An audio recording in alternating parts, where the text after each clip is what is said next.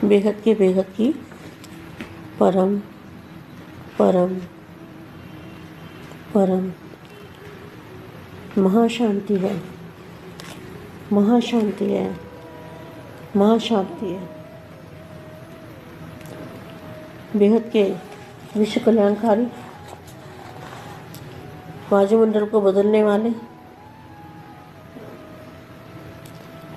दादाजी के ज्ञान पर निश्चय बुद्धि विजंती और दिल से दादाजी को प्यार करने वाले ऐसे विशेष आत्माओं को जो दादाजी को दिल से प्यार करते हैं, ऐसी विशेष आत्माओं को, विश्व सेवाधारी आत्माओं को, विश्व सेवाधारी माँ का दिल से याद प्यार और नमस्ते। अब मैं बेहद के बच्चों को कुछ बताना चाहती हूँ। बापूजी ने जो बताया है कि ज्ञान बापूजी ने जो दिया है वो बूंद का बूंद है, तो बापूजी के पास कितना ज्ञान है, बेहद से बेहद कितनी बार गिनते जाओ, इतना महासागर है, ज्ञान का महासागर। तो उसमें से थोड़ा सा ही हमें ज्ञान दिया बापूजी ने, जो हमें मोटे रूप से समझ में आ जाए। तो मैं बच्चों को कुछ समझाना चाहती हूँ अलर्ट करने के लिए। अलर्ट ये होना है कि अपने ऊपर अटेंशन देना है। क्या अटेंशन देना है? कि अपनी बुद्धि को भटकने नहीं देना, क्योंकि यहाँ आने के बाद क्या होता है, आज मैं सच बात बताऊं, लेकिन कड़वी भी लगेगी शायद, कि पहले आयरन एज, फिर सिल्वर एज, फिर गोल्डन एज, और लास्ट में कौन सी है? Diamond age. तो डायमंड एज है बेहद के बच्चों की, डायमंड एज, जो बेहद में आ गए, बेहद के दादाजी से मिले, ज्ञान सुना, ज्ञान समझा, ज्ञान पर निश्चय हुआ। इनको अपनी बहुत संभाल करनी है, क्योंकि यहाँ आने के बाद ही माया पकड़ती है। माया भी बड़ी ज़बरदस्त है। जो पैसे वाले लोग होते हैं ना, उनके पीछे चोर पड़ते हैं ना। चोर गरीब के घर तो नहीं जाएगा लूटने। तो जहाँ बेहद के बच्चे हैं, उनके पास ज्ञान धन है।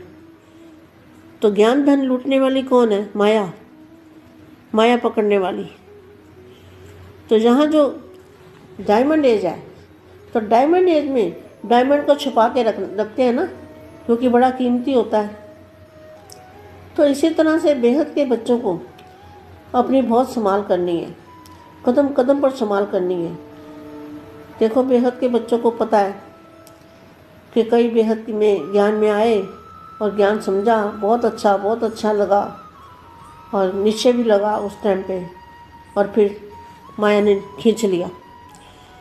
क्योंकि जब मैंपन आ जाता है ना, तो माया पकड़ लेती है। माया को तो हल्की सी, जैसे हवा आने के लिए थोड़ी सी जगह चाहिए ना, तो थोड़ी सी जगह मिलती है तो माया पकड़ लेती है। मैंपन आया और गया, और किसी ने चढ़ा दिया कि तू बहुत बढ़िया है, तू बड़ा अच्छा है, तेरे पास बड़ा ज्ञान है, तू तो बापूजी से भी ज़्यादा आगे है। किसी ने ऐसा भी कह दिया तो भी चढ़ गए, तो भी माया पकड़ लेगी। तो बहुत संभाल करनी है, बहुत बच्चों को बहुत संभाल करनी है। डायमंड बनेंगे तब हीरो बनेंगे। हीरो मतलब हीरा बनेंगे, सच्चा हीरा बनेंगे तो हीरो बनेंगे ना। तो सच्चा हीरा बनने के लिए तो बहुत तरासते हैं ना हीरे को। तो यहाँ आने के बाद बहुत ध्यान रखना है कि माया पकड़ ना ले। माया बहुत ज़बरदस्त है। माया को थोड़ी सी खिड़की खुली चाहिए बस, और कुछ नहीं। तो बाप ने सभी प्रकार की मेहनत से छुड़ा दिया बेहद के दादाजी ने। क्योंकि कैसे छुड़ा दिया? जब इच्छा मात्र विद्या बन गए तो सारी मेहनत से छूट गए, भक्ति की मेहनत से छूट गए, गृहस्थी जीवन की मेहनत से छूट गए, गृहस्थी जीवन में ट्रस्टी बन गए, तो मेहनत भी खत्म हो गई और भक्ति का फल भी मिल गया। भक्ति का फल भटकना अर्थात मेहनत खत्म हो गई, भटकना खत्म हो गया तो मेहनत खत्म हो गई। भक्ति का फल खाने वाले ऐसा समझते हो? वैसे भक्ति का फल ज्ञान कहते हैं, लेकिन आप लोगों को भक्ति का फल स्वयं ज्ञान दाता मिल गया है, तो भक्ति का फल भी मिला और गृहस्थी के दुख अशांति के झंझट से भी खत्म हो गए, दोनों से मुक्त हो गए। जीवन बंधन से जीवन मुक्त आत्माएं हो गए। जब कोई बंधन से मुक्त हो जाता है ना तो खुशी में नाचता है। आप भी बंधन मुक्त आत्माएं सदा खुशी में नाचते रहो, बस गीत गाते रहो, खुशी में नाचो। यह तो सहज है काम है ना, सदा याद रखो। जीवन मुक्त आत्माएं हैं, सब बंधन समाप्त हो गए, मेहनत छूट गए, मोहब्बत में आ गए, तो सदा हल्के होकर उड़ो। उड़ के कहाँ जाना है? उड़ के 5 तत्वों से पार, बुद्धि से उड़ के 5 तत्वों से पार काम किया, यहाँ जो भी देखा देखभाल की और उड़ के बेहद की कला के परम धाम में पहुँच गए बुद्धि से। तो हल्के होकर उड़ो। पुजारी से पूज्य, दुखी से सुखी, कांटों से फूल बन गए। कितना अंतर हो गया। अभी पुरानी कलयुगी दुनिया के कोई भी संस्कार नहीं रहे। अगर पुरानी दुनिया का कोई भी पुराना संस्कार है तो अपनी तरफ खींच लेगा। इसलिए सदा नए जीवन, नए संस्कार, शेष जीवन है तो शेष संस्कार चाहिए। शेष संस्कार है ही सब कल्याण और विश्व कल्याण।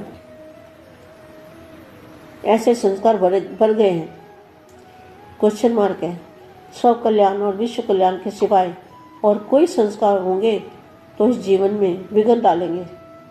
इसलिए पुराने संस्कार सब समाप्त, सदा यह स्मृति में रहे कि मैं रूहानी गुलाब हूँ। गुलाब की पंखुड़ियाँ कैसे झड़ जाती है ना, बीज रह जाता है, तो बीज रूप अवस्था का अनुभव करना है। रूहानी गुलाब अर्थात सदा रूहानी खुशबू फैलाने वाले। जैसे रूहे गुलाब अपनी खुशबू देता है, उसका रंग रूप अच्छा, खुशबू भी अच्छी, सबको अपनी तरफ आकर्षित करता है। ऐसे आप भी बाप के बगीचे के रूहानी गुलाब हो। गुलाब सदा पूजा के अर्पण किया जाता है। रूहानी गुलाब भी बाप के रूहानी गुलाब भी बाप के आगे अर्पित होते हैं। यह अर्पण होना यह नहीं कि ये एक स्थान पर रहना है, कहाँ भी रहे लेकिन श्रीमत पर रहे, अपनापन जरा भी मिक्स ना हो। ऐसे अपने को भाग्यवान खुशबूदार रूहानी गुलाब समझते हो? सदा इसी स्मृति में रहो कि हम अल्लाह के बगीचे के रूहानी गुलाब हैं। यह नशा सदा रहे, नशे में सदा रहो और बाप के गुणों के गीत गाते रहो। बाप के गुणों के गीत गाने हैं, अपने गुणों के गीत नहीं गाने। किसके गीत गाने हैं? बाप के गुणों के गीत गाने हैं। इस ईश्वरी नशे में जो भी बोलेंगे उससे भाग्य बन जाएगा। बहुत बड़ा भाग्य बेगत के बच्चों ने बहुत बड़ा भाग्य कमा लिया। बस अपना ध्यान रखना है, अटल विश्वास रखना है, किसी के बहकावे में नहीं आना है। बस बेड़ा पार है, बेड़ा पार हो ही जाएगा, क्योंकि अंतिम समय में माया भी अपना वार करेगी। माया भी कम नहीं है ना, माया भी बड़ी शक्तिशाली है। परम शांति बच्चे।